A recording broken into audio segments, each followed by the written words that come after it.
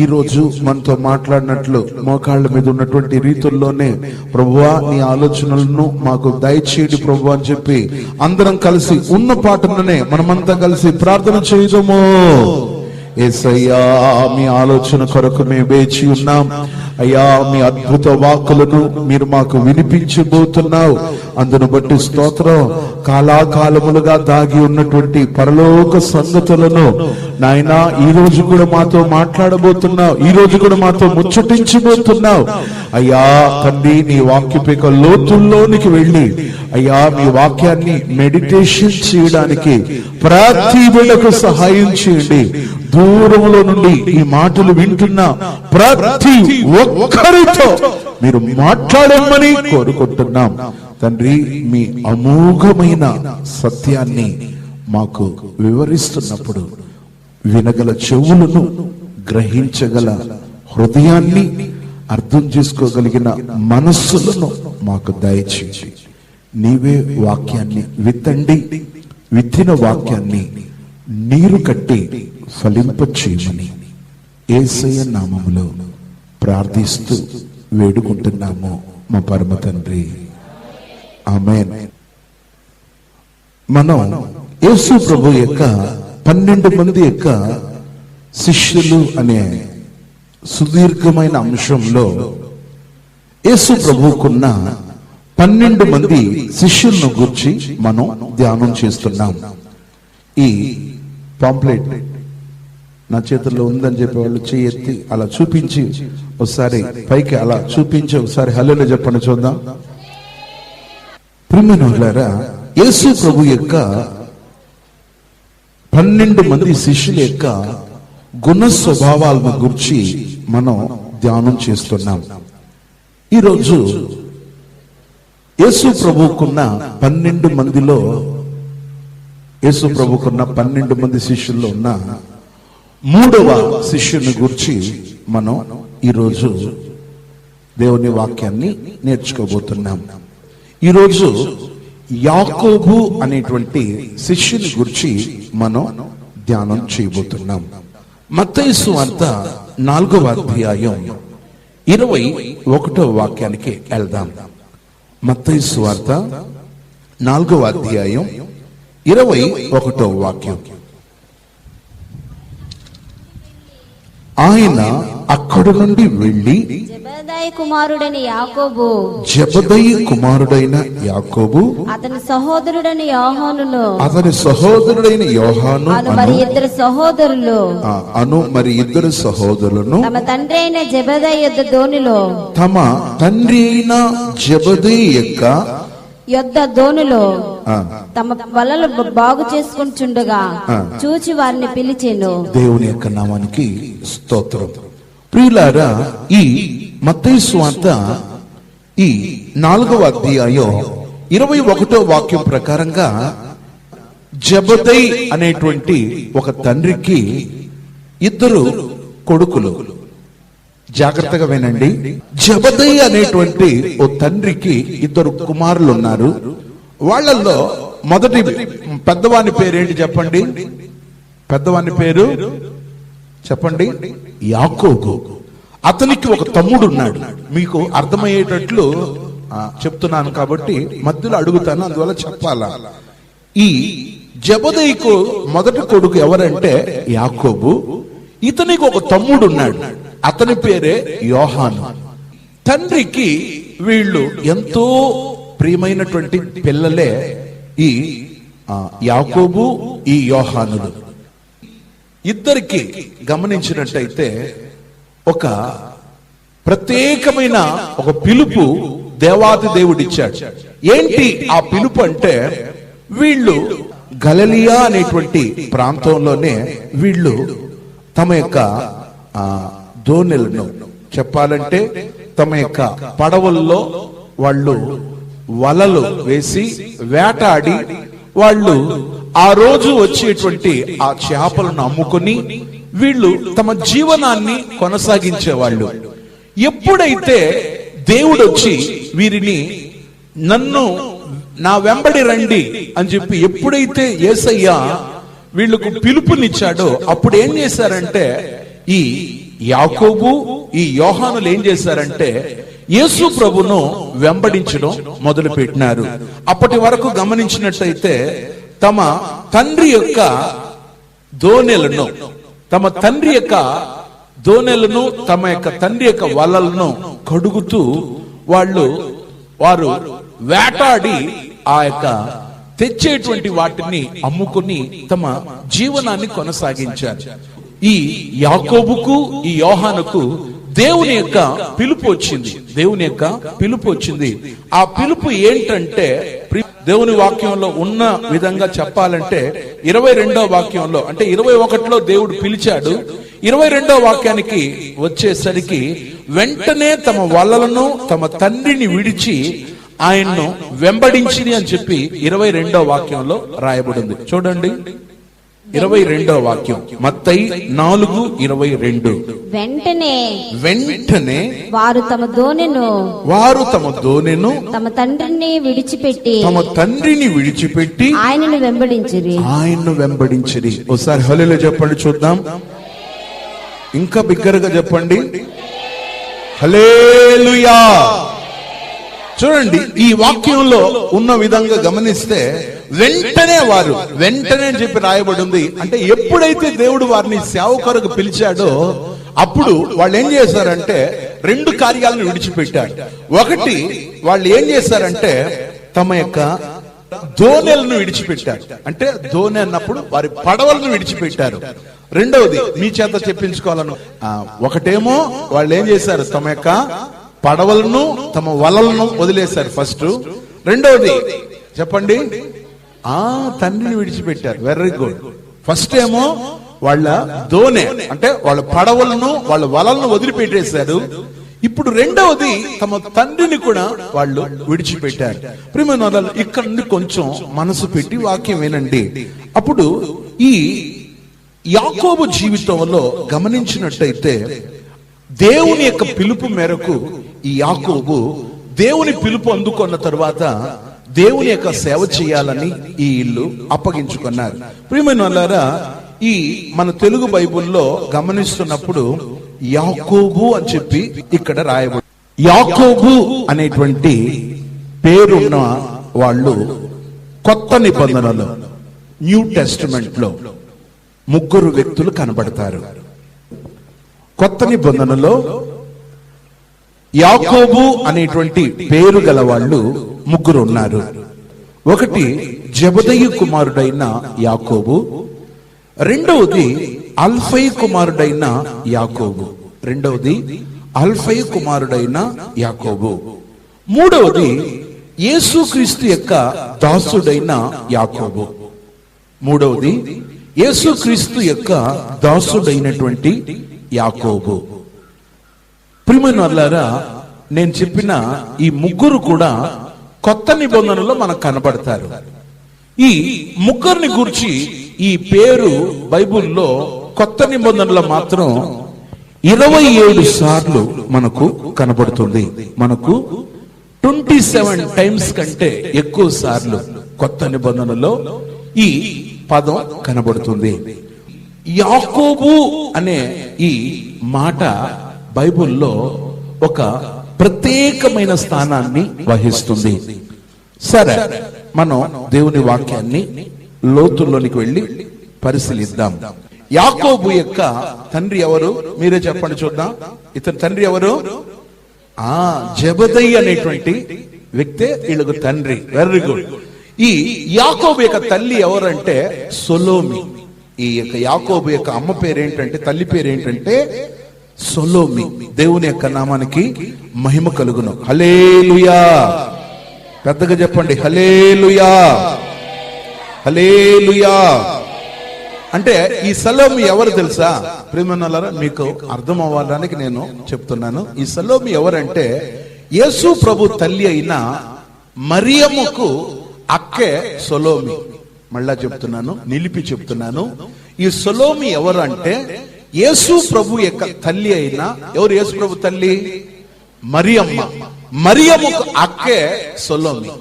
మరియమ్మకు అక్క సొలోమి. దేవునికి స్తోత్రం.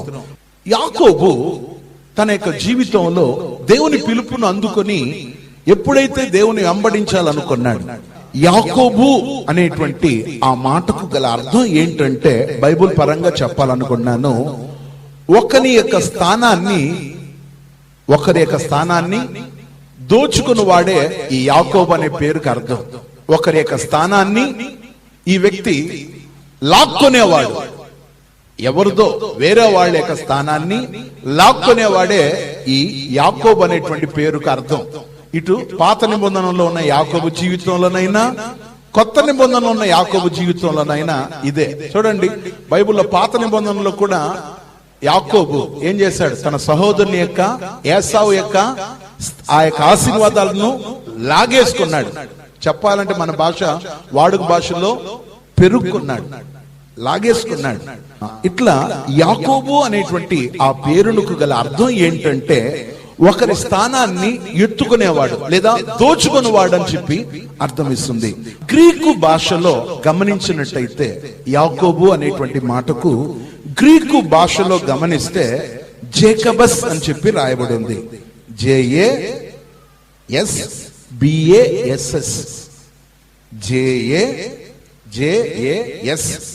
JASBASS, జేకబస్ అని చెప్పి గ్రీకు భాషలో ఉంది. ప్రియమైనోలారా, ఇంకా హెబ్రీ భాషలో గమనించినట్టయితే, హెబ్రీ భాషలో గమనిస్తే యాకోబు, హెబ్రీ భాషలో యాకోబు, YAAQOB, యాకోబు. మళ్ళా చెప్తున్నాను, రాసుకుంటున్నారు కాబట్టి. హెబ్రీ భాషలో యాకోబు అంటే YAAQOB, యాకోబు. ప్రియమైనోలారా, ఇంకా స్పెయిన్ భాషలో గమనించినట్టయితే, స్పెయిన్ భాషలో యాకోబు అనేటువంటి ఆ పదానికి JAGO, జేకో. స్పెయిన్ భాషలో JAGO, జేకో. ఇక ప్రియమైనోలారా, బ్రిటన్ భాషలో గమనించినట్టయితే, బ్రిటన్ యొక్క భాషలో గమనిస్తే జేమ్స్ అని చెప్పి ఇవ్వబడుతుంది. జేమ్స్ బ్రిటన్ భాషలో ఏంటంటే జేమ్స్. ఇక ఇంగ్లీష్ బైబుల్లో కూడా, ఇంగ్లీష్ భాషలో కూడా గమనిస్తే, మన తెలుగులో ఏమో యాకోబు అని చెప్పి రాయబడి ఉంది.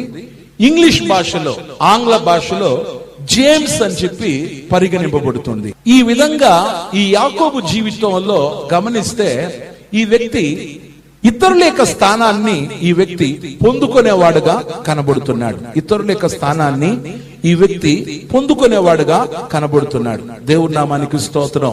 ప్రియమైన వాళ్ళారా, ఈ వ్యక్తి రెండు కార్యాలను విడిచిపెట్టేశాడు. ఒకటి, తమ యొక్క దోనెను, వలను, తండ్రిని విడిచిపెట్టాడు. కానీ తన జీవితంలో గమనించినట్టయితే కొన్ని గుణ స్వభావాలు, అతని యొక్క జీవితంలో ఉన్న గుణ స్వభావాలను ఆ వ్యక్తి కలిగి ఉన్నాడు. ఈ ఆశీర్వదింపబడిన ఉదయకాల సమయంలో పరిశుద్ధాత్మ దేవుని యొక్క సముఖంలో ఉన్నటువంటి మనం గమనించవలసింది ఏంటంటే, యాకోబు జీవితంలో కొన్ని గుణ స్వభావాలు ఉన్నాయి. అవి మన జీవితంలో రాకూడదు.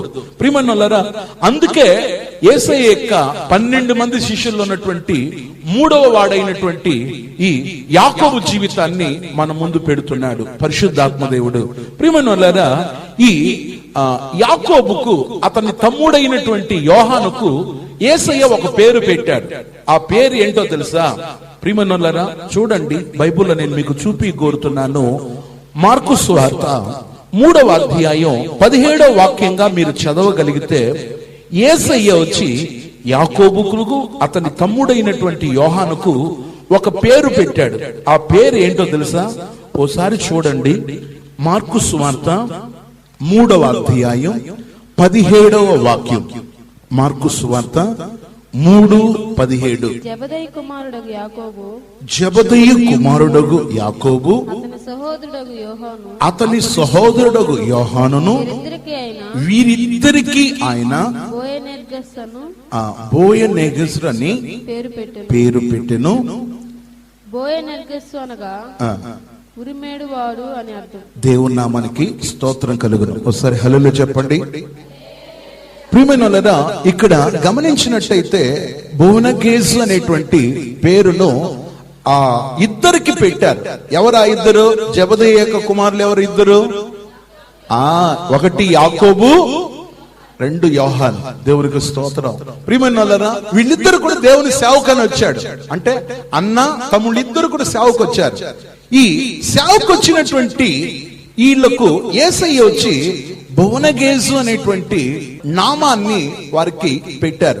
ఆ పేరునకు అర్థం ఏంటంటే ఉరిమెడి వాడు అని చెప్పి అర్థం. చూడండి, వర్షం వచ్చే ముందు ఏమొస్తా చెప్పండి? ఉరుము, మెరుపు, ఇలాంటి పెద్ద పెద్ద శబ్దాలు వస్తాయి. ఉన్నట్లుండి ఆకాశంలో ఓ మార్పు వచ్చే విధంగా, మెరుపులు, ఉరుములు వచ్చే విధంగా ఈ యాకోబుకు అతని తమ్ముడైనటువంటి యోహానుకు ఇక్కడ యేసయ్య ఓ పేరు పెట్టారు, బోవనగేజు అని. ఆ పేరునకు అర్థం ఏంటంటే ఉరిమెడివాడు అని చెప్పి అర్థం. దేవునికి స్తోత్రం.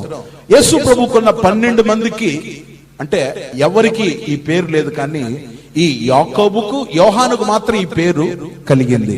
అంటే వీళ్ళు సాధువుగా కనబడటం లేదు, వీళ్ళు కొంచెం తొందరపాటు కలిగిన వాళ్ళుగా కనబడుతున్నారు. ఒక మాటలో చెప్పాలంటే తక్కిన 10 మందిలో లేని ఒక దుడుకుతనం ఈ యాకోబులోను యోహానులోను కనబడుతుంది. ప్రియమైన వాళ్ళారా, ఈ వీళ్ళ జీవితంలో వాళ్ళు ఉరిమేడేటి అనుభవం చెప్పాలంటే బోవనగేజు అనేటువంటి ఈ పేరునకు గల కారణం ఏంటంటే వాళ్ళు ఆవేశపరులుగా, తొందరపాటు కలిగి, చాలా దుడుకుతనంతో ఉండటం వలన బహుశా యేసయ్య ఈ మార్కు 3:17లో బోవనగేజు అని వాళ్లకు నామకరణ చేయడం గమనించవచ్చు. నేను ఈ పేరుకు గల ఒక వీళ్ళ జీవితానికి ఎందుకు ఈ పేరు పెట్టారు, తక్కిన ఎవరికి 12 మంది శిష్యులకు అంటే ఈ ఇద్దరికి తప్ప తక్కిన 10 మందికి ఈ పేరు, వేరే పేర్లు వాళ్ళకు పెట్టలేదు. సామాన్యంగా వాళ్ళు కనబడ్డారు. కానీ వీళ్ళకు మాత్రం ఈ జెబెదయి కుమారులైనటువంటి ఈ యాకోబుకు, ఈ యోహానుకు పెట్టడానికి గల కారణం ఏంటంటే వాళ్ళలో 5 గుణ స్వభావాలు కనబడింది. నేను ఈ యొక్క ఆరాధనలో ఈ 5 గుణ స్వభావాలను నేను చెప్పాలనుకుంటున్నాను. మొట్టమొదటి గుణ స్వభావం, ఈ యాకోబుకు యోహానుకున్న మొదటి గుణ స్వభావం ఏంటంటే, ప్రియమైన వాళ్ళారా, కోపం యొక్క ఆత్మ గలవారుగా వీరు కనబడ్డారు. నిదానంగా చెప్తున్నాను. ఈ యాకోబు, ఈ యోహాను ఈ మార్కు 3:17 ప్రకారంగా అంటే ఉరిమెడివాడు అనేటువంటి పేరు పెట్టడానికి గల కారణం ఏంటంటే వీరు కోపం యొక్క ఆత్మ గలవారుగా కనబడుతున్నారు. దేవునికి స్తోత్రం. హల్లెలూయా, హల్లెలూయా. వీళ్ళ జీవితంలో కోప స్వభావం ఉంది.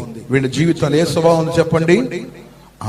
కోప స్వభావం. మనం దేవుని నమ్మిన ప్రభు పిల్లలమైనటువంటి మన జీవితాల్లో కోప స్వభావం ఉండకూడదు.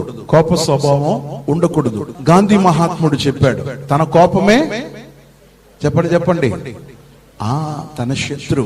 దేవుని పిల్లలమైనటువంటి మన జీవితాల్లో కోప స్వభావం రాకూడదు. కోపం అని చెప్పినా, ముక్కోపి అని చెప్పినా గమనించినట్టయితే ఆ వ్యక్తి తన జీవితంలో చాలా కోల్పోతాడు. ఈ కోప స్వభావాన్ని మనం విడిచిపెట్టాల. ఈ కోప స్వభావాన్ని విడిచిపెట్టాల. బైబిల్లో 37వ కీర్తన 8వ వాక్యాన్ని కోపమును మానుము, ఆగ్రహాన్ని విడిచిపెట్టమని దేవుని వాక్యం చెప్తుంది. చూడండి, కీర్తనల గ్రంథం 37వ అధ్యాయం 8వ వాక్యం. కీర్తనల గ్రంథం 37:8 వాక్యం. సామ్ 37:8. కోపమును మానుము, ఆగ్రహమును విడిచిపెట్టుము. ఒకసారి హల్లెలూయా చెప్పండి. ఇంకాస్త పెద్దగా, ఇంకొంచెం కూడా చెప్పవచ్చు. హల్లెలూయా. కోపమును మానుము, ఆగ్రహాన్ని విడిచిపెట్టుము. దేవునికి స్తోత్రం. ప్రియమైనోళ్ళరా, కోపం అనేది మీకు అర్థమయ్యే భాషలో చెప్పాలనుకుంటాను. కోపం అనేది ఎలాంటిది తెలుసా? కోపం అనేది ఒక ప్రాకే వ్యాధి లాంటిది. చూడండి, కొన్ని వ్యాధులు గమనిస్తే తినేస్తా ఉంటది. కొంచెం తినేస్తా ఉంటది. ప్రియమైనోళ్ళరా, ఈ బోన్ క్యాన్సర్ వచ్చిందంటే ఎముకను అది కొంచెం కొంచెం కొరికి కొరికి కొరికి కొరికి కొరికి తింటా పోతా ఉంటారు. చూడండి, కొన్ని అవయవాలు ఈ షుగర్ వచ్చేటప్పుడు గమనిస్తే కాలుకు దెబ్బ తగిలినప్పుడు ఆ కాలు అలా తింటూ తింటూ కుళ్ళిపోతూ కుళ్ళిపోతూ కుళ్ళిపోతూ వాళ్ళు ఆ యొక్క మణికట్టు దగ్గర తీసేస్తారు. ఆ తర్వాత అది అలా పైకి పాకిపోతా ఉంటది. పాకి పాకి పాకి మోకాళ్ళ వరకు వచ్చేస్తాయి. తర్వాత తొడల దాకా. అట్లా చెప్పాలంటే తినేస్తూ వెళ్తారు. కోపం కూడా అలాంటిది. కోపం కూడా అలాంటిది. ప్రియమైన వాళ్ళారా, మన జీవితాల్లో ఈ కోప స్వభావాన్ని వదిలిపెట్టాల. కోపం అనేది ఒక ప్రాకే, ఒక వ్యాధితో సమానం. దేవునికి స్తోత్రం. అంతేకాదు, కోపం ఉన్నటువంటి వాళ్ళు ఎక్కువ కాలం బ్రతకరు. ఈ రోజు వైద్య నిపుణులు చెప్పే సంగతి చెప్తున్నాను, సైకాలజిస్ట్ చెప్తున్న మాటలు మీతో చెప్తున్నాను.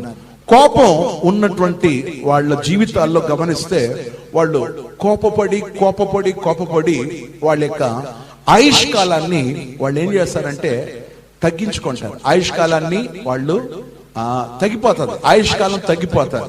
ఇంకా నేను మీకు అర్థమయ్యేటట్టు చెప్పాలని నేను ప్రయత్నిస్తున్నాను. కోపం అనేది, కోపం ఉన్న వాళ్ళు ఎలా చెప్పవచ్చు అంటే, ప్రియమనులారా, ఒక రొట్టె ఉందనుకోండి, ఆ రొట్టెను చీమలు తినడం మొదలు పెట్టింది అనుకోండి, పైన బాగానే ఉంటుంది, లోపల తిని తిని తిని ఏమవుతుంది, బోలైపోతుంది. కోప స్వభావం ఉన్న వ్యక్తి యొక్క జీవితం కూడా ఇంతే. చీమలు తినివేసిన రొట్టె ముక్క లాంటిది కోపం ఉన్న వాళ్ళ యొక్క జీవితం.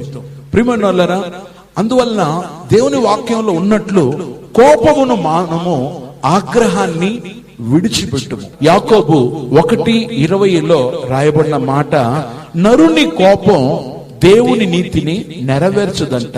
నరుని యొక్క కోపం దేవుని నీతిని నెరవేర్చదంట. చూడండి, యాకోబు అపోస్తలుడు చెప్పేటప్పుడు ఓ మంచి మాట తన పత్రికలో రాస్తూ రాస్తూ ఈ రీతిగా చెప్తున్నాడు. చూడండి, 20వ వాక్యం, ఎందుకనగా నరుని కోపం దేవుని నీతిని నెరవేర్చదు. దేవునికి స్తోత్రం. అంటే దేవుని యొక్క పిల్లలమైనటువంటి మన జీవితాల్లో నరుని యొక్క కోపం అంటే మానవ మాతృలమైనటువంటి మనం దేవుని యొక్క నీతిని మనం కోపం ద్వారా నెరవేర్చలేం. అందువల్ల దేవుని పిల్లలమైనటువంటి మనం ఏం చేయాలి తెలుసా? కోప స్వభావాన్ని పక్కలో పెట్టేయాలా. కొన్నిసార్లు మన జీవితాల్లో గమనిస్తే కోపాలు వస్తాయి, కానీ వెంటనే ఏం చేయాలంటే నిదానించి, ప్రభువా నేను ఇలాంటి కార్యాలకు కోపడకూడదని చెప్పి వెంటనే నిదానించాల. దేవునికి స్తోత్రం.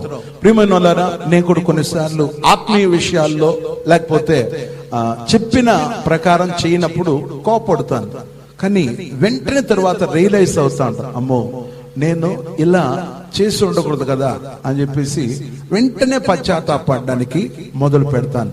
బైబుల్లో ఉంది, కోపపడి కానీ పాపం చేయకూడదని చెప్పి బైబుల్లో ఉంది.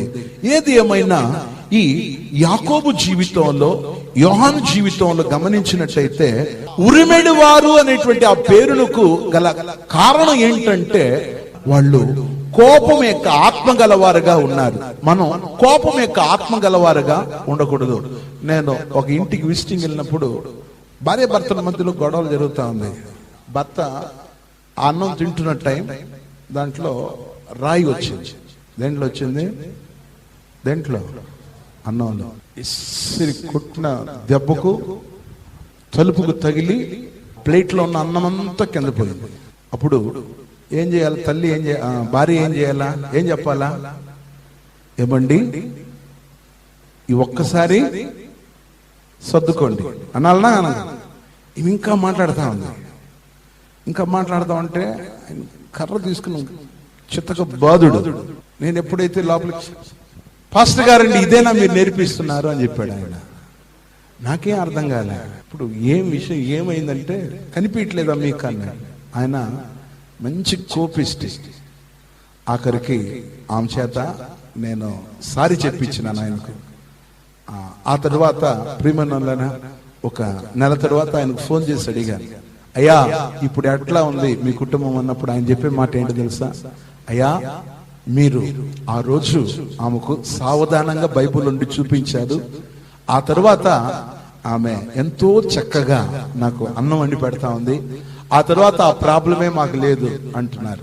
నేను ఎప్పుడు ఎక్కడ వాక్యం చెప్పడానికి వెళ్ళినా అక్కడికి వస్తుంటాడు. ఇప్పుడు ఆ కుటుంబంలో 11 సంవత్సరాలు అయింది. పోయిన మీటింగ్లో అడిగాను, అయ్యా ఎట్లా ఇప్పుడు మీరు తినే ఆహారంలో రాళ్ళు వస్తున్నాయా అని అడిగితే ఆయన పెద్దగా నవ్వి చెప్తున్న మాట ఏంటో తెలుసా? బ్రదర్, అదే ఫస్ట్ అదే లాస్ట్. ఇక అలా మా భార్య వండట్లేదు. ఇప్పుడు చక్కగా నిదానంగా శుభ్రంగా బియ్యం ఏరి చలిగి బాగా నీట్గా వండి పెడతా ఉందని చెప్పి సాక్ష్యం చెప్పారు. హల్లెలూయా. నేను ఎందుకు ఈ విషయాన్ని చెప్తున్నానంటే, చూడండి, మనం మన యొక్క భర్తల కోపాన్ని రేపేవారుగా ఉండకూడదు. ఏం చేయాలంటే వారు కోపపడనీయకుండా మనం జ్ఞానంగా మెలగవలసినది అవశ్యమై ఉంది. ఏది ఏమైనా మన జీవితంలో ఈ కోప స్వభావం కలిగిన గుణాన్ని విడిచిపెట్టాల. దేవునికి స్తోత్రం. కోప స్వభావాన్ని వదిలిపెట్టే వారుగా మారాలా. కోపం ఉన్న వాళ్ళల్లో సమాధానం ఉండదు. చూడండి, అందుకే నేను చెప్పాను, కోపపడే వాళ్ళు ఈ చీమలు తినివేసిన రొట్టె లాంటి వాళ్ళు. చూడండి, పైకి బాగానే కనిపిస్తుంది, పైకి రొట్టె కనబడుతుంది, లోపల ఏముంది? బోలుగా ఉంది. అంటే పైకి సమాజానికి నువ్వు ఒక మనిషిగా కనబడతావు, కానీ నీ లోపల సమాధానం లేని వాడుగా, సమాధానం లేని దానుగా కనబడవచ్చు. ఈ రోజు ఈ దేవుని వాక్యాన్ని వింటున్న దేవుని బిడ్డ, మనలను పరిపూర్ణ సమాధానం గల వారుగా ఉండాలని దేవాతి దేవుడు కోరుతున్నాడు. ఓసారి హల్లెలూయా చెప్పండి. హల్లెలూయా. దేవుని నామానికి మహిమ కలుగును. సరే, ఈ ఉరిమెడివాడు అనేటువంటి ఈ పేరునకు ఈ యొక్క యేసయ్య వీళ్ళకు పేరు పెట్టడానికి గల కారణం ఏంటంటే, మొదట వీళ్ళలో కోపం యొక్క ఆత్మ గలవారుగా వీరు కనబడ్డారు. This is the first point. ఇక సెకండ్ పాయింట్, రెండవది, ఈ ఉరిమెడి వారు అనేటువంటి పేరు వీరికి పెట్టడానికి గల కారణం ఏంటంటే, విశ్వాసపు ఆత్మ లేని వారుగా వీరు కనబడ్డారు. సెకండ్ పాయింట్, వీళ్ళు విశ్వాసపు ఆత్మ లేని వారుగా కనబడ్డారు. వీళ్ళలో విశ్వాసమే కనిపించలేదు, వీళ్ళలో ఫెయిత్ అనేటువంటి మాటే కనబడటం లేదు. దేవుని బిడ్డలారా, అందుకే బైబిల్లో ఒక మాట రాయబడి ఉంది. యెషయా గ్రంథం 28వ అధ్యాయం 16వ వాక్యం ప్రకారంగా ఓ మాట ఈ రీతిగా రాయబడి ఉంది. చూద్దామా అక్కడ ఏ మాట చెప్పబడుతుందంటే, ఓసారి మీకు చూపి కోరుతున్నాను. యెషయా గ్రంథం 28వ అధ్యాయం 16వ వాక్యంలో ప్రభువగు యెహోవా ఇలాగ సెలవిచ్చుచున్నాడు, సియోనులో పునాదిగా రాతిని వేసిన వాడు నేనే, అది పరిశోధింపబడిన రాయి, అమూల్యమైన తలరాయి, బహు స్థిరమైన పునాది మూలరాయి ఉన్నది, విశ్వసించిన వాడు కలవరపడడు. హల్లెలూయా, హల్లెలూయా. విశ్వసించిన వాడు కలవరపడడు. దేవునికి స్తోత్రం. ప్రియమైనోళ్ళరా, ఇక్కడ విశ్వసించిన అనుభవం ఉండాల, అంటే విశ్వాసం ఉండాల. ఎవరిలో విశ్వాసం ఉంటుందో వాళ్ళు కలవరపడరు. ఇక్కడేమో అలా ఉంది. కానీ మొదటి పేతురు పత్రిక 2:6 మనం చదవగలిగితే అక్కడ విశ్వసించేవాడు సిగ్గుపడడు అని చెప్పి రాయబడి ఉంది. చూడండి, మొదటి పేతురు పత్రిక 2:6, first Peter 2nd chapter 6th verse. ఏలయనగా ఇదిగో నేను ముఖ్యమును ఏర్పరచబడినదియు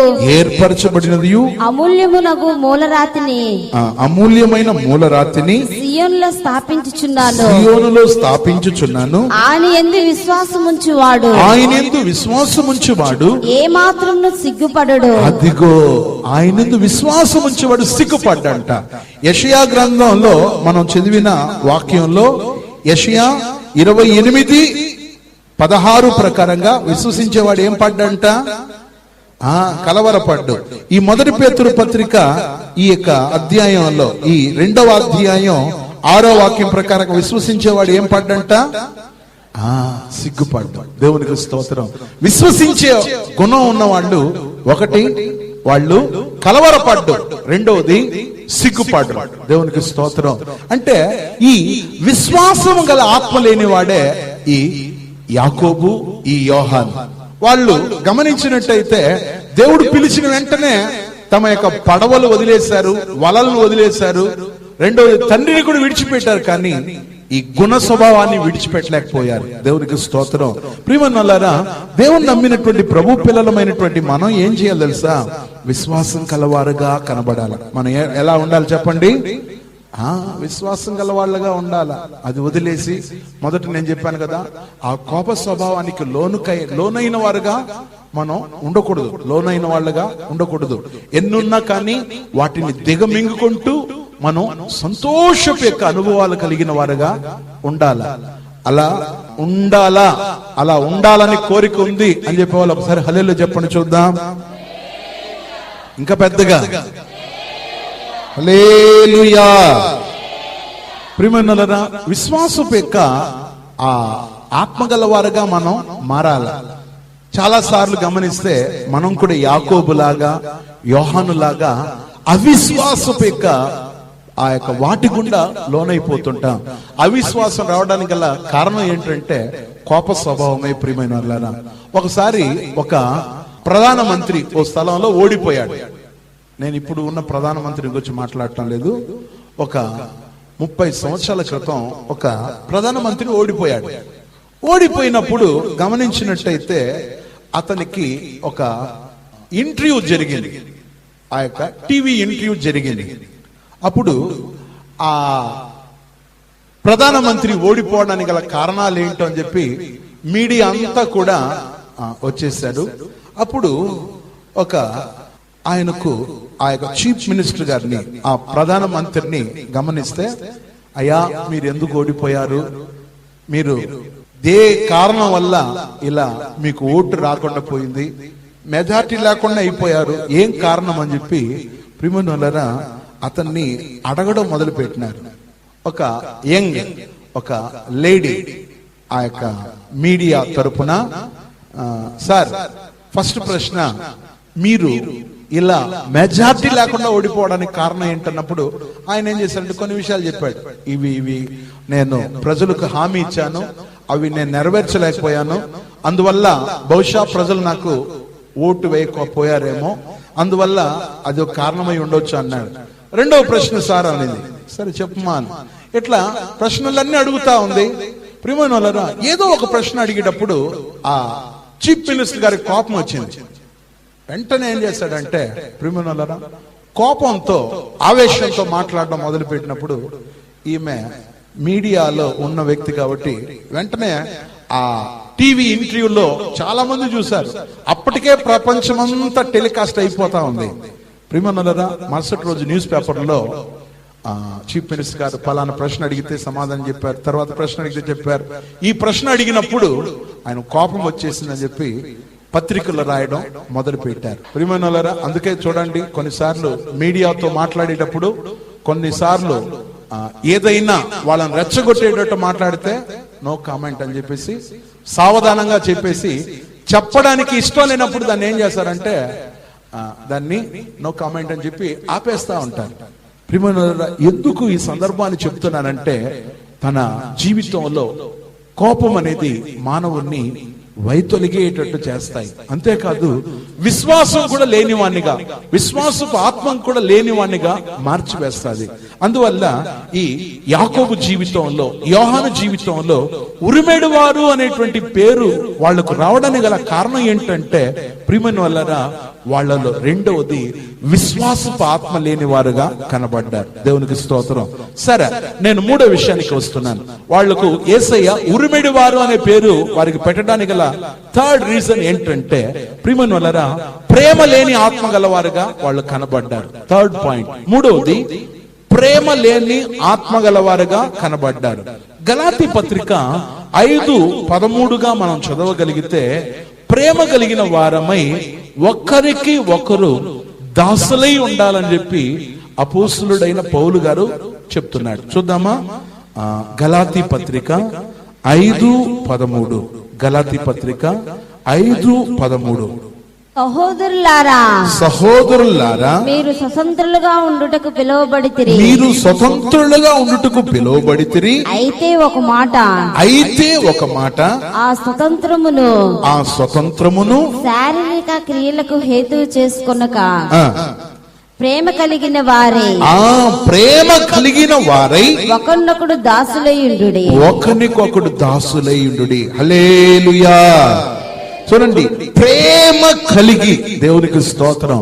అవును ప్రియమైన వాళ్ళారా, ప్రేమ కలిగిన వారుగా మనం ఉండాలి. దేవునికి స్తోత్రం. ఏం కలిగి ఉండాలి చెప్పండి? ప్రేమ కలిగిన వారుగా ఉండాలి. అందువల్ల ఈ ప్రేమ అనే ఈ అనుబంధం, లేకపోతే ఈ ప్రేమ అనేటువంటి ఆత్మ ఈ యాకోబులో కనిపించలేదు, ఈ యోహాన్లో కూడా కనిపించలేదు. అందువలన వాళ్ళ జీవితంలో ఒక వెనకబడిపోయిన స్థితిలో, చెప్పాలంటే వాళ్ళ యొక్క జీవితాల్లో ఉరిమెడి వారుగా కనబడుతున్నారు. బహుశా వాళ్ళ జీవితంలో ఈ ప్రేమ గల ఆత్మ లేని వాళ్ళగా ఉండినందువలన, ఏది ఏమైనా దేవుని పిల్లలమైనటువంటి మన జీవితాల్లో ప్రేమ కలిగి ఉండాల. మన మాటల్లో కానీ, మన క్రియల్లో కానీ, మన చూపుల్లో కానీ ప్రేమ కలిగినప్పుడు ప్రియమనులారా, అది ఎంతో ప్రయోజనాన్ని కలిగిస్తుంది. చూడండి, ప్రేమగా చెప్పేదానికి కోపంగా చెప్పేదానికి తేడా ఉంటుందా ఉండదా? రే ఇట్రా అని చెప్పడానికి, నాన్న ఇట్రా అనడానికి తేడా ఉందా లేదా?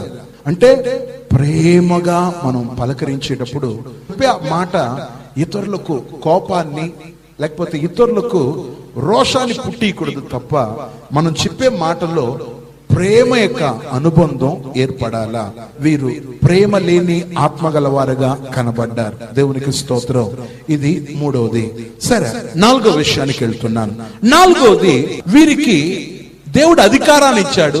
ఆ అధికారాన్ని వీళ్ళు తప్పైన రీతిలో ఉపయోగించుకుంటున్నారు. ఇంకో మాటలో చెప్పాలంటే, వీళ్ళు దేవుడిచ్చిన అధికారాన్ని మిస్యూజ్ చేశారు. వీళ్ళు దేవుడు తమకిచ్చిన అధికారాన్ని ఏం చేశారంటే మిస్యూజ్ చేశారు. చూడండి, దేవుని వాక్యంలో దేవుడు వీళ్ళకి ఒక అధికారాన్ని ఇచ్చాడు. చూడండి, అక్కడ లూకాసు వార్త 9వ అధ్యాయం 54వ వాక్యంలో ఓ మాట రాయబడి ఉంది. ఏంటో తెలుసా ఆ మాట? నేను మీకు చదివి చూపిస్తేనే మీకు అర్థమవుతుంది. చూడండి, లూకాసు వార్త 9:54వ వాక్యమునందు మనంగా గమనించగలిగితే, అక్కడ యాకోబును యోహాను అది చూచి, ప్రభువా, ఆకాశం నుండి అగ్నిని దించి వీరిని నాశనం చేయనట్లు మాకు ఆజ్ఞాపించమని చెప్పి నీకు ఇష్టమా అని అడుగుతున్నారు. చూడండి, లూకాసు వార్త అందరూ తీసుకోండి, 61వ పేజీ నంబర్ 9వ అధ్యాయం, ఒకసారి 54, 55 వాక్యాలు. శిష్యులైన యాకోబును యోహానును అది చూచి, ప్రభువా, ఆకాశం నుండి అగ్ని దిగి వీరిని నాశనం చేయనట్లు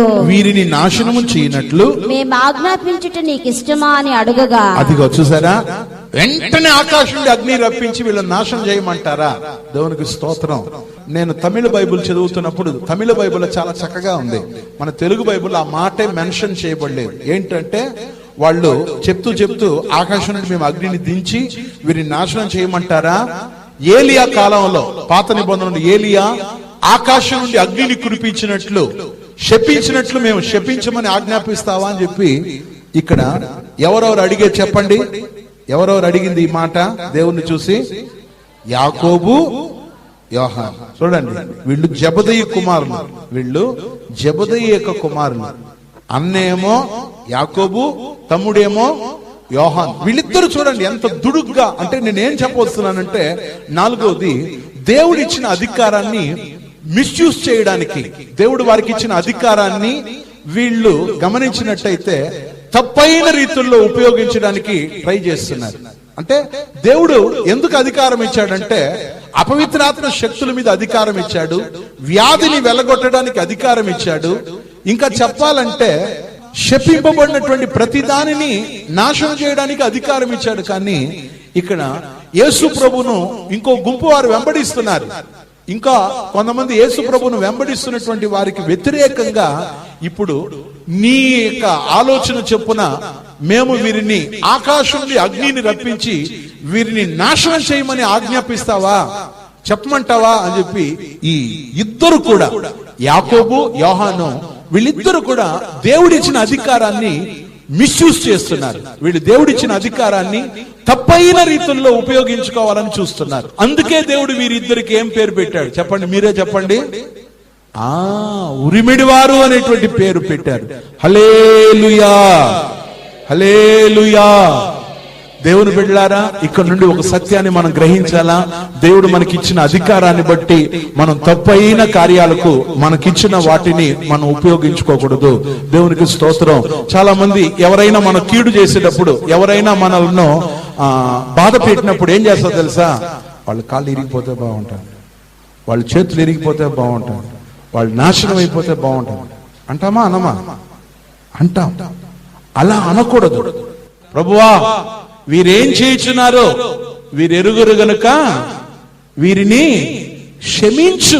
అది తండ్రి యొక్క గుణం, అది యేసుక్రీస్తు యొక్క గుణం. అది వదిలేసి మనం ఏం చేయకూడదు తెలుసా?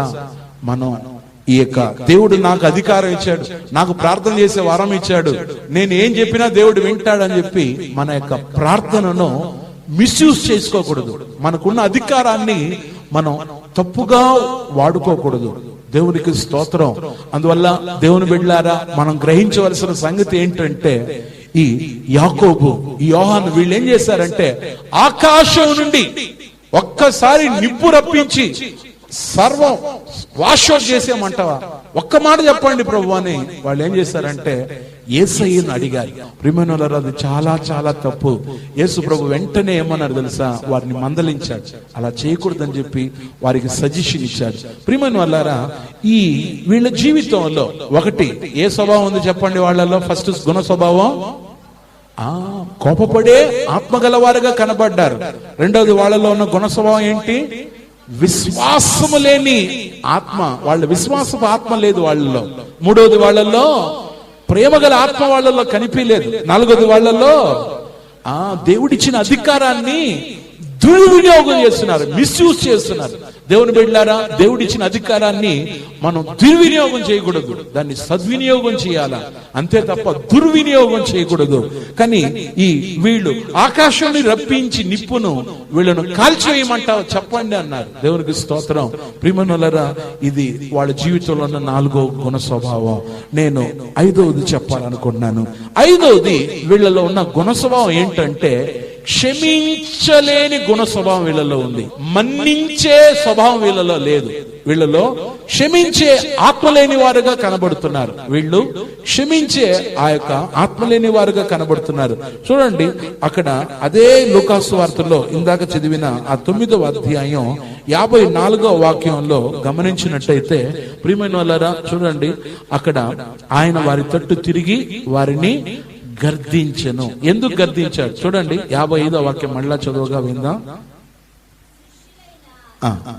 అహోనును అది చూచి, ప్రభువు ఆకాశం నుండి అగ్ని దిగి వీరి నాశనం చేయనట్లు మేము ఆజ్ఞాపించుట నీకు ఇష్టమని అడుగగా, ఆయన వారి తట్టు తిరిగి వారిని గద్దించిండు. దేవునికి స్తోత్రం. ఏం చేశాడంట?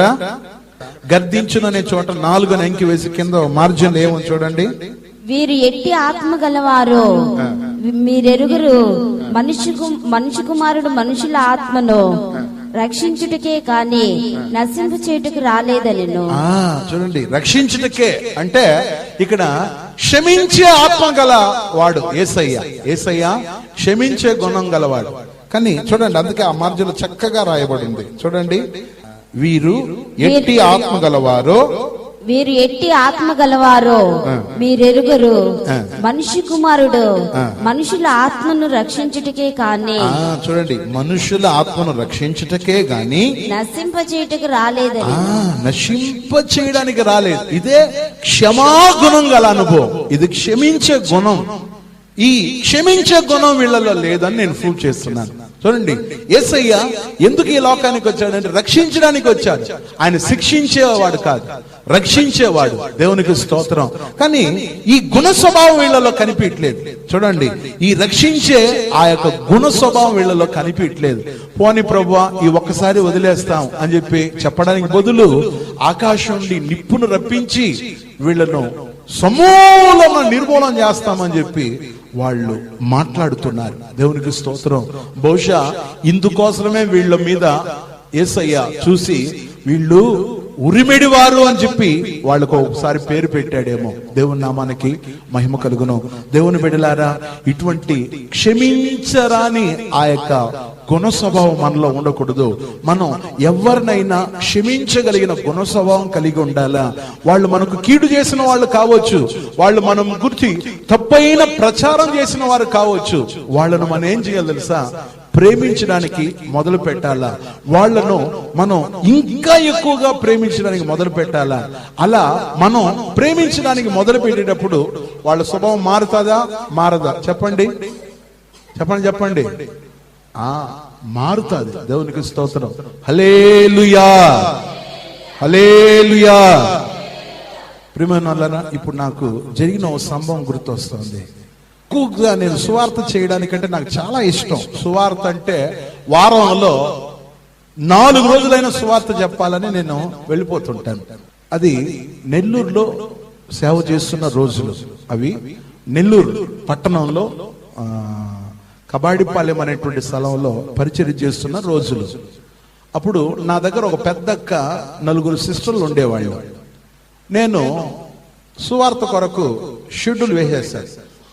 ఆదివారం సాయంత్రం సముద్ర తీర ప్రాంతంలో ఉదయం నుండి సాయంకాలం వరకు సువార్త యాత్ర అని చెప్పేశాను.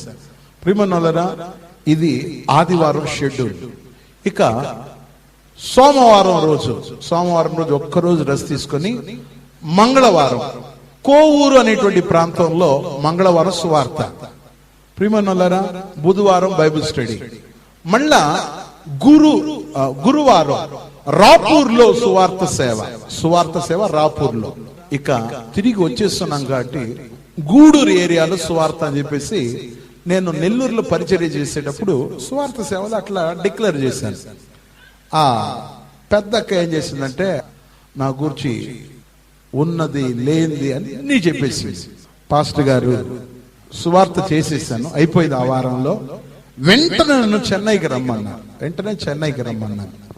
చెన్నైకి వచ్చిన తర్వాత అప్పుడు పాస్టర్ గారు ఏం చెప్పాడంటే, తమ్ముడు నీ గురించి మీ పెద్దక్క ఇలా చెప్తా ఉంది, స్వార్థ చెయ్యి వద్దనను, కానీ ఎక్కువగా వాళ్లకు రెస్ట్ లేకుండా నువ్వు స్వార్థ చేపిస్తున్నావు అని చెప్పి వాళ్ళు చెప్తున్నారు. ఇట్లా నువ్వు ఇలా చేయటం బాగలేదన్నాడు. అప్పుడు నేను పాస్టర్ దగ్గర ఒక మాట అడిగాను, పాస్టర్ మీరు సువార్త చెయ్యవద్దు, మీటింగ్ పెట్టవద్దు అని ఒక మాట చెప్పండి, నేను ఆపేస్తాను అన్నా. ఆఖరికి పాస్టర్ ఆ మాట విన్న తర్వాత ఆలోచించాడు. ఒకటి, సువార్త చెయ్యొద్దు అని చెప్తే నేనేం చేస్తాను, ఆపేస్తాను. అప్పుడు ఆ పాస్టర్ గారు ఏం చేశాడంటే, అప్పటికి ఆ పెద్దగా మాట్లాడటం లేదు, ఎందుకంటే ఎక్కువ కాలు నొప్పి అయిపోతా ఉంది. సువార్త రాత్రి పగులు రెస్ట్ లేకుండా తిరగవలసి వచ్చింది. అప్పటికి నేను చెప్పాను, మీరు ఆగండి, మీరు ఆగిపోండి, నేను సువార్త చేస్తాను, విశ్వాసం చేస్తాను అంటే ఒప్పుకోవట్లే. అక్కడికి ఆ పాస్టర్ గారు ఒక సజెషన్ ఇచ్చాడు. ఏం చెప్పాడు తెలుసా, తమ్ముడు ఈ అడియార్ భవన్ అనేసి ఒకటి ఉంది, స్వీట్ స్టాల్, అక్కడికి వెళ్ళి 1 కేజీ స్వీట్ కొనుక్కొని వెళ్ళిపో అన్నాడు. ఎవరు చెప్పింది మాట? సెంటర్ పాస్టర్ గారే చెప్తున్నాడు. అప్పటి వరకు నా మీద కోపం ఆ పెద్దకు.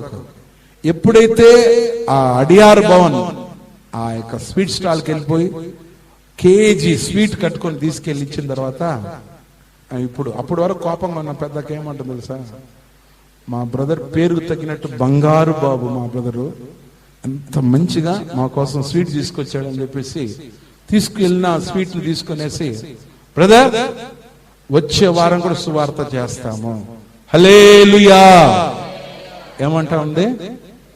ఇది నాతో కాదు, సెంటర్ పాస్టర్ చెప్పాలి మీరు అన్న. ఎందుకు అని చెప్పింది. సెంటర్ పాస్టర్ ఈ సజెషన్ నాకు ఇచ్చింది అన్న. నాకైతే స్వీట్ కొనిచ్చి వాళ్ళను చల్లపరచాలి నాకు తెలియదు, కానీ ఆ ఆలోచన ఎవరు నాకు ఇచ్చింది? Centre pastor. ఆయనకు మీరు కృతజ్ఞత చెప్పండి అన్న.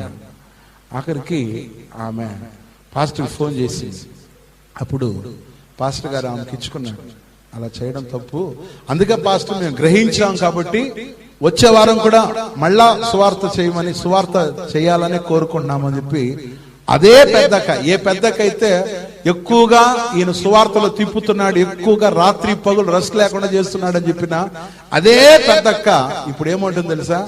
వచ్చే వారం కూడా మేము సువార్త పెట్టుకుంటాం పాస్టర్ అనేది. హల్లెలూయా, హల్లెలూయా. ప్రియమైనోళ్ళారా, ఎందుకు నేను చెప్తున్నానంటే ఆ స్వీట్ ఇచ్చే ముందు వరకు కూడా నాకు కూడా ఆ పెద్దక్క మీద చాలా కోపం ఉండింది. నా గురించి నేను మంచి చేసేటప్పుడే కదా పాస్టర్ దగ్గర ఈమె లేనిపోయింది చెప్పింది, నేను సువార్త చేసేటప్పుడే కదా ఇంత పాస్టర్ గారికి నా మీద అనవసరంగా చెప్పిందని అప్పటి వరకు నాకు ఆ మీద కోపం ఉండింది. కానీ ఎప్పుడైతే పాస్టర్ ఆలోచన విన్నానో, స్వీట్ తీసుకెళ్ళు ఒక కేజీ అన్నాడో, ఆ తర్వాత నేను రియలైజ్ అయ్యాను, కోపంతో ఏది సాధించలేమని ఆ రోజు నాకు అర్థమైంది. ప్రేమతో దేన్నైనా సాధించవచ్చని ఆ రోజు నేను ఒక పాఠాన్ని నేర్చుకున్నాను. ఏది ఏమైనా దేవుని పిల్లలమైనటువంటి మన జీవితాల్లో క్షమించగలిగినటువంటి గుణ స్వభావం కలిగి ఉండాలా. మన మనుషులం ఎవరైనా మన గురించి చెడుగా చెప్పేటప్పుడు వాళ్ళతో మాట్లాడడానికి కూడా మనం ఇష్టపడం. నన్ను నా ఎదురుగా వచ్చి మిమ్మల్ని చెప్తే మీరు కోపడతారు, మీరు మంచోడే కాదు బ్రదర్ అని ఎవరైనా ఎదురులో చెప్తే వాళ్ళతో మాట్లాడడానికి నేను ఇష్టపడతానా? చెప్పండి. మీ గురించి చెప్పట్లేదు, నన్ను గురించి చెప్తున్నా. మీరు మంచోళ్లే కాదంటే మీరు నన్ను తిడతారు. నన్ను వచ్చి ఒక మంచోళ్లే కాదంటే నేనేం చేస్తాను తెలుసా? నన్ను అందరూ పొగుడుతున్న వాళ్ళే ఎక్కువ ఉన్నారు, నువ్వే కరెక్ట్ గా చెప్పినావు అని చెప్పి నేనేం చేస్తాను తెలుసా? నాలో ఉన్నటువంటి అహం అనేటువంటి దాన్ని ఎత్తి చూపించడానికి దేవుడు నాకు ఒక వ్యక్తిని పెట్టాడు అని చెప్పి నేను ఆ వ్యక్తిని ఎంతమంది పొగుడుతున్నారో వాళ్ళకంటే నా లోపాన్ని ఎత్తి చూపించి ఆ వ్యక్తిని ఎక్కువగా ప్రేమిస్తాను. సహోదరుడా, సహోదరి, నేను గర్వం పడి నేను ఆత్మీయ జీవితంలో పడిపోకుండా ఉండడానికి నిన్ను దేవుడు నాకు ఇచ్చాడని చెప్పి నేను వాళ్ళని అభినందిస్తాను, వాళ్ళకే ఎక్కువ ప్రయారిటీ ఇస్తాను. ఎందుకు చెప్తున్నానంటే మనం క్షమించగలిగిన అనుభవం కలిగిన వారుగా మారాలా. మనం క్షమించే వారుగా మారాలని దేవుడు ఏం చేస్తారంటే ఒకరిని లేపుతారు. అందరూ మనల్ని పొగుడుతా ఉంటే మనం పరిశుద్ధపరచబడలేం.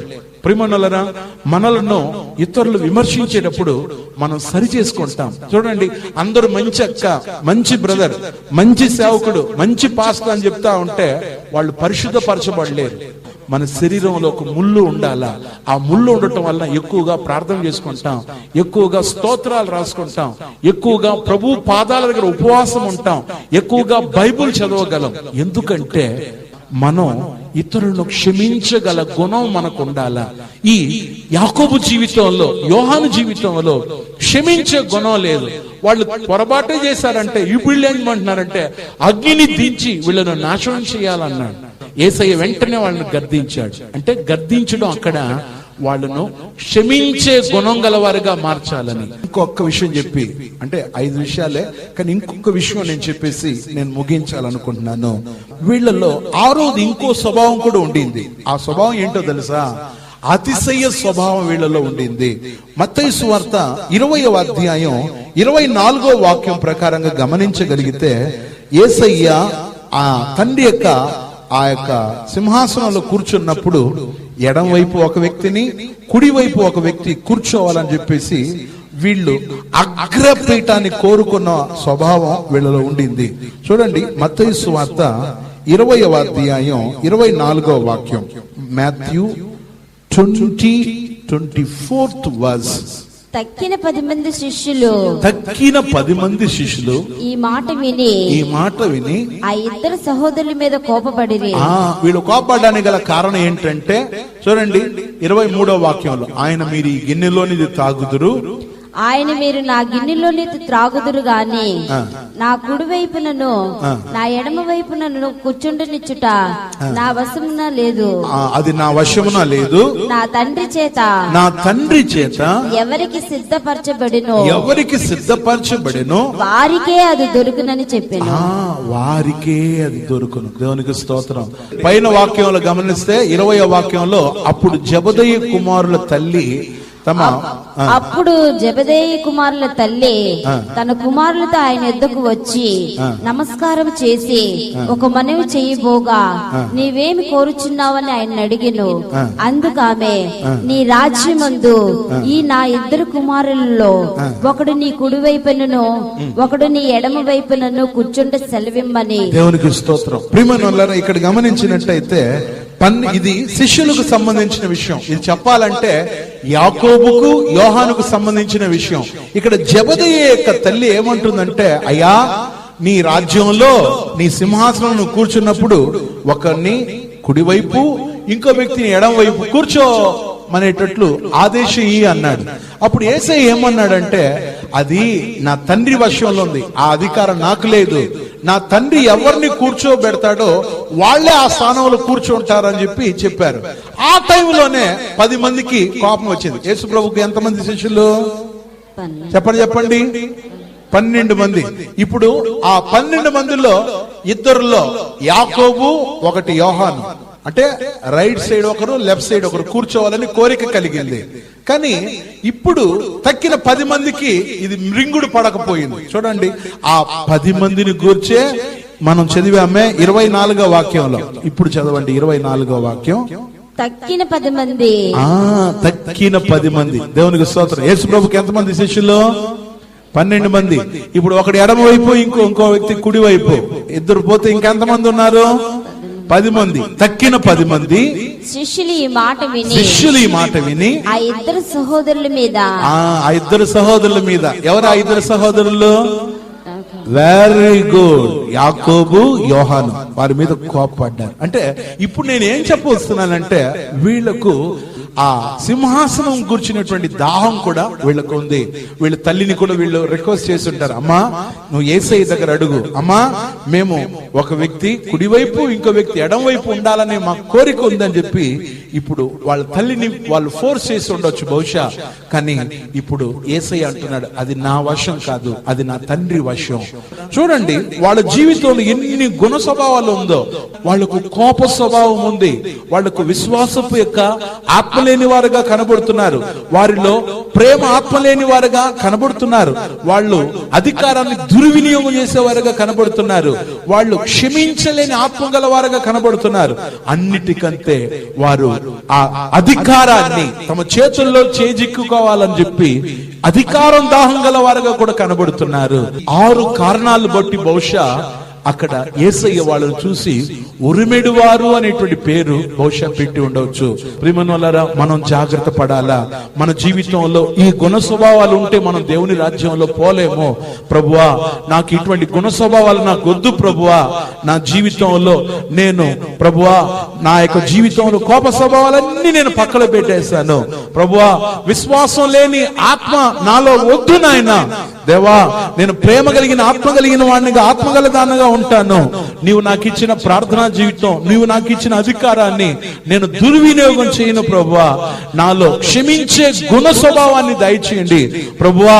నేను అధికారం కొరకు కకృతి పడను, అధికారం నాకు వద్దు, నువ్వే నాకు కావాలి నాయన అని చెప్పి ప్రభు దగ్గర అడుగుదామా?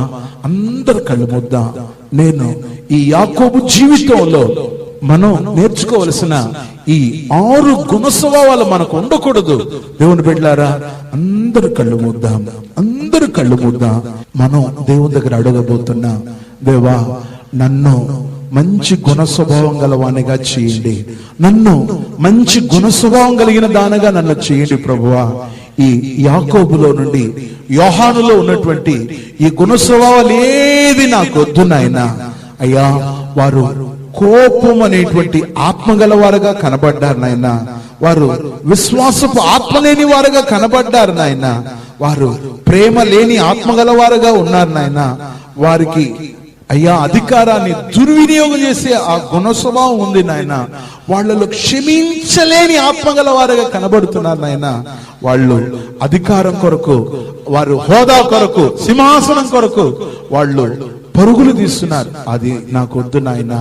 దేవా, నువ్వు నాకుంటే చాలు ప్రభువా, నీ యొక్క కృప నాకుంటే చాలు ప్రభువా అని చెప్పి అందరూ కూడా అడుగుదామా? అందరూ కూడా అడుగుదాం.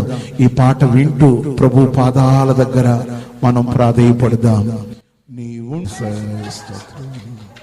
ప్రభు మన మధ్యకు వచ్చి మనతో ఇంతసేపు ముచ్చటించిన తన కృపలను బట్టి దేవాతి దేవునికి స్తోత్రం చెల్లించుదము. స్తోత్రం స్తోత్రం స్తోత్రం స్తోత్రం. యేసు ప్రభు 12 మంది శిష్యుల్లో ఒకడైనటువంటి యాకోబు జీవితాన్ని మన ముందు దేవుడు నిలిపారు. అందును బట్టి స్తోత్రం చెల్లించుదము. స్తోత్రం స్తోత్రం స్తోత్రం స్తోత్రం. వాళ్ళ జీవితంలో ఉన్న గుణ స్వభావాన్ని గురించి నేర్చుకోవడానికి ఇచ్చిన మంచి సందర్భాన్ని బట్టి స్తోత్రం చెల్లించుదము.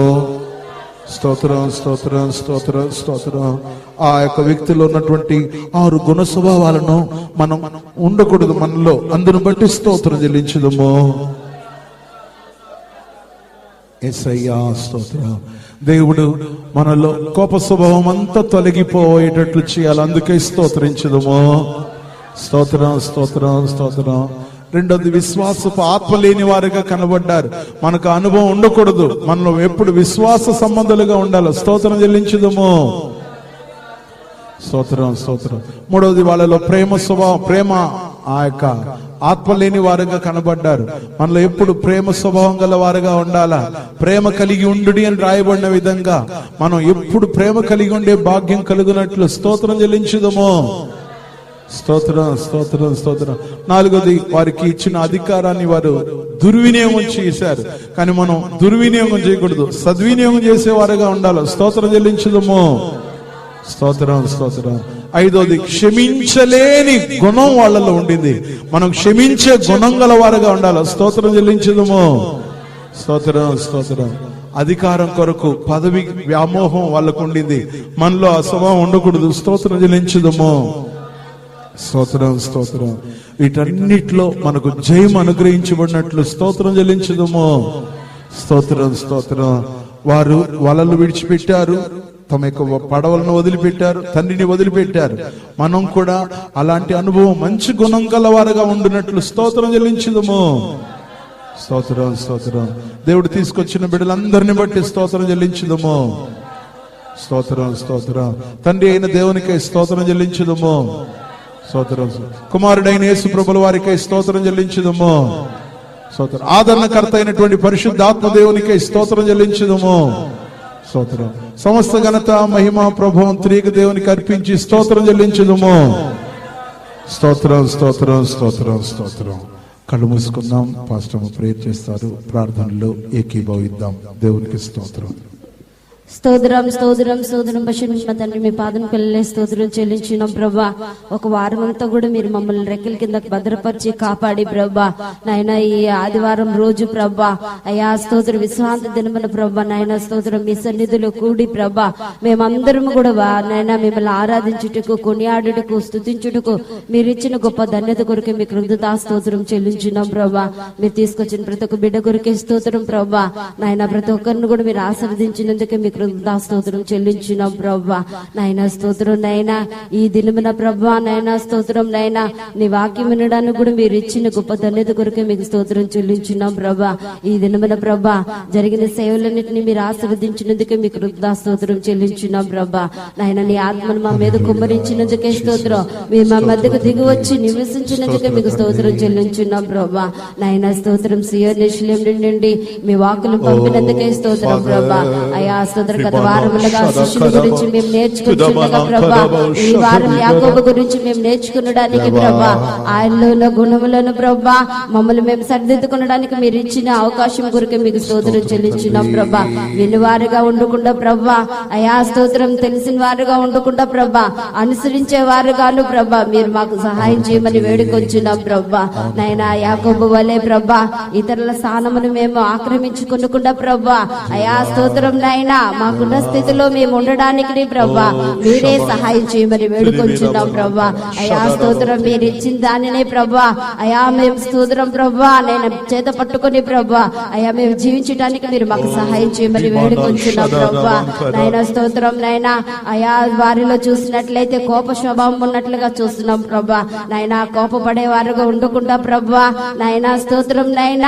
నాయన నీ నీతి గల వారుగా మేము జీవించడానికి మీరు మాకు సహాయం చేయండి ప్రభా అయా స్తోత్రం. విశ్వాసం లేని వారిగా జీవించకుండా ప్రభా అయా నీ యందు విశ్వాసం గలవారిగాను అయ్యా మీరు కార్యం చేయగలవారని ప్రభా, మీరు మా పక్షమున ఉండాలన్నారు ప్రభా నైనా అని ఒక నిరీక్షణతో ప్రభా మేము ఓర్పుతో సహనంతో జీవించడానికి మీరే మాకు సహాయం చేయండి ప్రభా.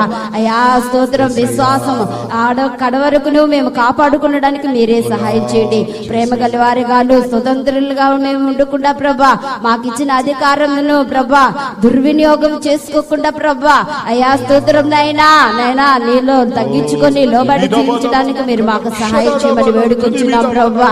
అయా క్షమించే స్వభావం మీరు మాకు దయచేయండి ప్రభా నైనా స్తోత్రం నైనా. ఇతరులను క్షమించలేని వారుగాను ఇతరుల కీడు కోరుకునే వారుగా మేము ఉన్నప్పుడు ప్రభా అయా స్తోత్రం నైనా మీరు ఆ స్వభావం నుంచి మాకు విడుదల దయచేయమని వేడుకొంచున్నాం ప్రభా నాయన స్తోత్రం. అందరినీ ప్రభా ప్రేమించేవారుగాను ఏ భేదము లేకుండా ప్రభా స్తోత్రం అందరినీ ప్రభా అయా స్తోత్రం ప్రేమించేవారుగా మేము ఉండడానికి మీరే మాకు సహాయం చేయమని వేడుకొంచున్నాం ప్రభా నాయన స్తోత్రం నైనా. అయా స్తోత్రం. అంత మాత్రమే కాకుండా వారి వలలను విడిచిపెట్టి ఉన్నారు ప్రభా, ధోనిని విడిచిపెట్టి ఉన్నారు ప్రభా, తండ్రిని విడిచిపెట్టి ప్రభా నిన్ను వెంబడించు వారిగా ఉన్నారు ప్రభా నాయన స్తోత్రం. మా జీవితంలో కూడా ప్రభా నాయన స్తోత్రం నైనా అయా సమస్యమును విడిచిపెట్టి ప్రభా మా కార్యములన్నిటినీ ప్రభా లోక కార్యములన్నిటినీ విడిచిపెట్టి నిన్ను సేవించేవారుగాను నైనా అయా స్తోత్రం నైనా నిన్ను వెంబడించేవారుగా ఉండడానికి సహాయం చేయమని వేడుకొంచున్నాం ప్రభా. అయా యాకోబులో కనబడిన అయా స్తోత్రం నీకు ఇష్టం లేని స్వభావాలన్నీ ప్రభా మమ్మల్ని మేము సరిదిద్దుకొని ప్రభా నీలో లోతైన వారిగా ఉండడానికి మీరే సహాయం చేయమని వేడుకొంచున్నాం ప్రభా నాయన. ఈ మధ్యాహ్న కాలంలో మీరు ఇచ్చిన వాకులు కొరికే స్తోత్రం ప్రభా నాయనా స్తోత్రం నైనా. ఇతరులకి నైనా స్తోత్రం ఒక మాదిరికరంగా మేము జీవించడానికి మీ కృపను మాకు అనుగ్రహించమని వేడుకొంచున్నాం ప్రభా నాయన. మా పని పాటల్లో కూడా మీరు తోడుగున్నందుకే స్తోత్రం ప్రభా. మీరు ఇచ్చిన కృపల కొరకే మీకు స్తోత్రం ప్రభా. మీరు ఇచ్చిన ఆరోగ్యం కొరకే మీకు కృతజ్ఞతా స్తోత్రం చెల్లించున్నాం ప్రభా. ఇంకా నువ్వు రాజా నీ సాక్షి బిడ్డలుగా ఉండడానికి మీరు మాకు సహాయం చేయమని వేడుకొంచున్నాం ప్రభా నాయన స్తోత్రం. ఎంతవరకును రాజా ఈ ఆరాధన అంతా మీరే భారమెత్తి నడిపించినందుకే స్తోత్రం నాయనా స్తోత్రం నైనా. నీ సమూహమును మాకు మధ్య ఉంచినందుకే మీకు స్తోత్రం ప్రభా. వ్యాధి బలహీనత వచ్చిన ప్రతి ఒక్క బిడ్డను కూడా మీరు జ్ఞాపకం చేసుకోండి ప్రభా. యేసుక్రీస్తు నామములో ప్రభా వారిని ముట్టి స్వస్థపరచమని వేడుకొంచున్నాం. విశ్వాసంతో ఎవరైతే వచ్చి ఉన్నారో ప్రభా అయా స్తోత్రం నైనా అయా మీరు వాక్కు పలికినప్పుడు ప్రభా నీలో విశ్వసించినప్పుడు ప్రభా మీరు వాక్కు ద్వారా స్వస్థత ఉంది గనక ప్రభా నైనా స్తోత్రం నీ మాట మాత్రం సెలవివ్వండి ప్రభా. వచ్చిన వారందరూ కూడా ప్రభా నైనా ఎవరు బాగాలేదని చెప్పకూడదు ప్రభా నైనా స్తోత్రం మీరే విడుదల కలుగు చేయమని వేడుకొచ్చున్నాం. సాతాను శక్తుల చేత బాధింపబడుచున్న వారిని ప్రభా చేతబడుల చేత బాధింపబడుచున్న వారిని ప్రభా వారందరిని కూడా ఒకసారి జ్ఞాపకం చేసుకోండి ప్రభా అయ్యా స్తోత్రం. మీరు రక్షించుడికే వచ్చి ఉన్నారు కానీ ఏ ఒక్కరు నశించడం నీకు ఇష్టం లేదన్నావు ప్రభా. అవును రాజా స్తోత్రం ప్రభా. ప్రతి ఒక్కరిని కూడా మీరు రక్షించమని వేడుకొంచున్నాం. సాతాను వలలో వారు నశించిపోకుండా ప్రభా నీ రక్షణ పొంది నీలో రక్షింపబడుటకు మీరే సహాయం చేయమని వేడుకొంచున్నాం ప్రభా నాయనా స్తోత్రం నైనా. ఏ అవసరం తగ్గతో నీ సన్నిధికి వచ్చి ఉన్నారో ప్రభా వారి అవసరములన్నీ తీర్చండి. వారి హృదయంలో వేదన బాధ దుఃఖం అంతా తీసివేయండి ప్రభా నాయనా. సాతాను పోరాటంలో విడుదల దయచేయమని వేడుకొంచున్నాం ప్రభా. అయా మా పక్షంలో మీరున్నారు గనుక ప్రభా మాకు జయం అనుగ్రహించే దేవుడు గనుక ప్రభా అయా సమస్త భారములు మీ మీద మోపుచుండగా ప్రభా మీరే తగిన సమయంలో మాకు సహాయం చేయమని వేడుకొంచున్నాం ప్రభా నాయనా స్తోత్రం నాయనా. ఇంతవరకు మీరు ఇచ్చిన కృప కొరకే స్తోత్రం. మీరు అక్కడ పర్యంతరం వరకు కూడా ప్రభా మీ అభిషేకం మేము కాపాడుకుని నీలో నిల్చుండుటకు కృపను అనుగ్రహించమని వేడుకొంచున్నాం. ఇక్కడ ఉన్న ప్రతి ఒక్క బిడ్డ కూడా ప్రభా నీ రాకడలో కనబడడానికి సహాయం చేయమని ఇచ్చిన ప్రాంతం పాసనదిలో చేర్చుకోమని యేసయ్య పరిశుద్ధ నామమున వేడుకొంచున్నాం తండ్రి. ఆమేన్.